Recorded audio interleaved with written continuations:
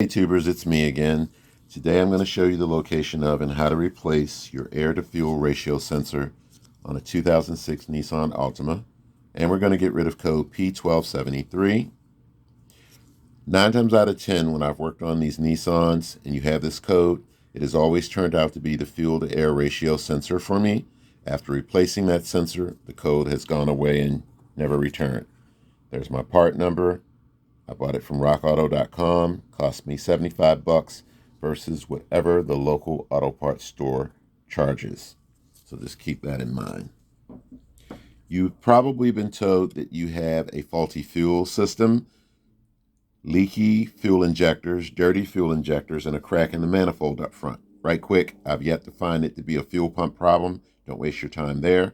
I've yet to verify that it's actually dirty fuel injectors, although keep in mind, twice a year, you should take a bottle of fuel injection cleaner, fill your vehicle up, and pour a bottle in twice a year. The stuff really does work, okay?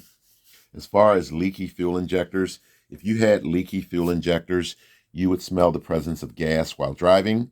You can also start your vehicle, open the front hood, go to the top of the motor and sniff around, and you would smell gas if you had leaky fuel injectors. I'll show you how to do that a little bit later. If you actually find fault there, you can smell gas, you may want to see a mechanic. As far as a crack in the manifold on the front of the vehicle, I've seen that once, but very seldom have I ever really, found that was the problem as well. How can you tell if you have a crack in that manifold? Well, guys, you have to physically look at it yourself. And you're looking for a crack of some sort. And you could also start the car, run it, get down on the ground, and listen for a hissing sound coming from that manifold. If you should find fault with either one of these, you need to see an exhaust shop, okay? Keep in mind that manifold gets extremely hot, so you don't want to burn yourself. Many O2 sensors have been in your vehicle for an extremely long time and may be really hard to get out, but don't worry. Also, keep in mind that when you install a new O2 sensor, you want to get yourself a bottle of anti-seize thread lubricant and coat your threads.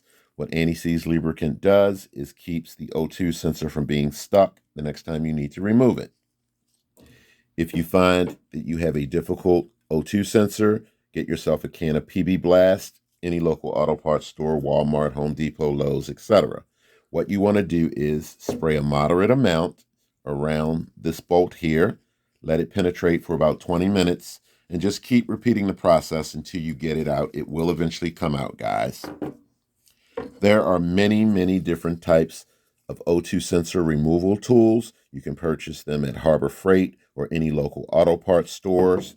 They are designed to go over wires, but to be honest with you guys, I really don't understand why, because if I verify that a sensor is bad and I know I'm going to remove it, I just cut the wire there, and what I do is I take a deep socket, push down over it, and then remove it.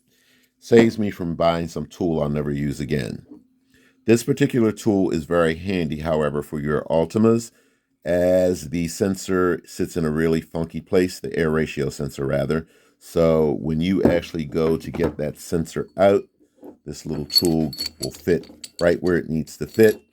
And how do I get that sensor out, guys? Just so that you know, what I typically do is your ratchet will plug in there.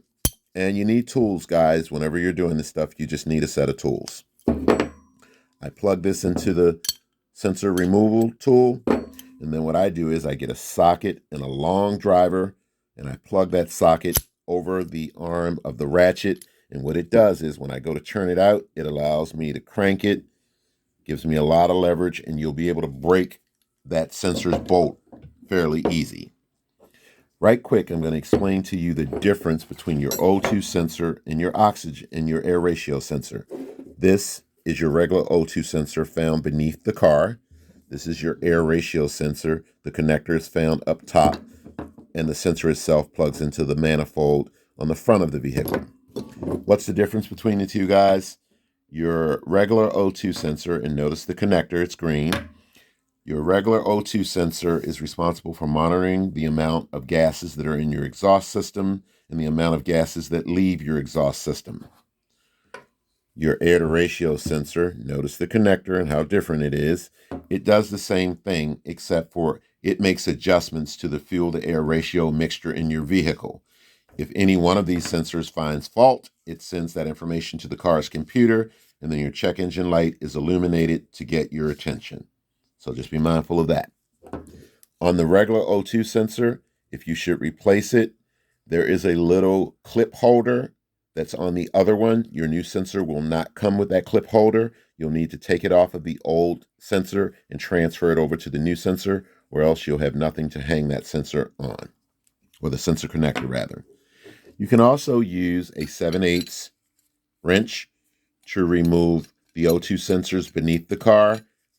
These wrenches will give you a great deal of leverage when you're trying to turn them out. So I'm going to go out to the car. I'm going to show you where your fuel injectors are.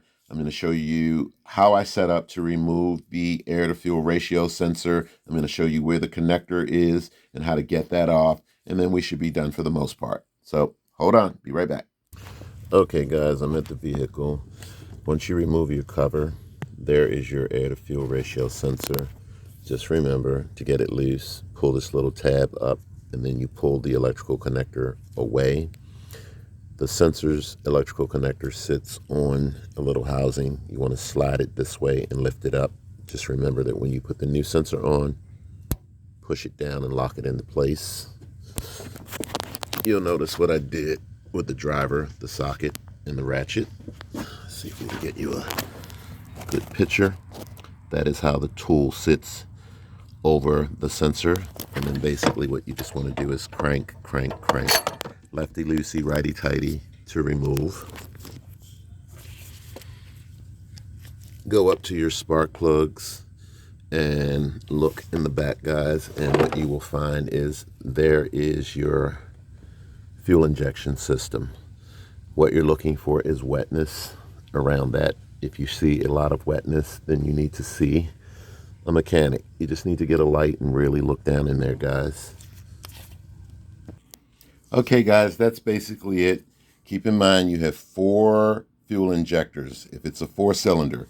If you have a 6-cylinder, meaning 6 spark plugs, you have 6 fuel injectors that you need to look at. Remember, you need a T130 bit. I believe it's a 130. Yep, a T130 bit to remove the top cover, guys. You can get this stuff at Harbor Freight for a fair price.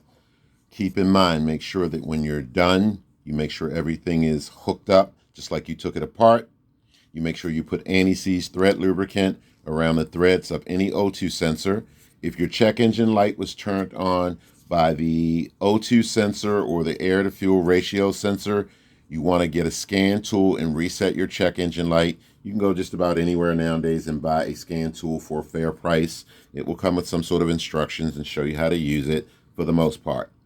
So that's basically it, guys. I've given you all the information as far as how to fix the air to fuel ratio sensor on your 2006 Nissan Altima or probably just about any car. Thanks for watching, guys, and I'll talk to you another time. Take care.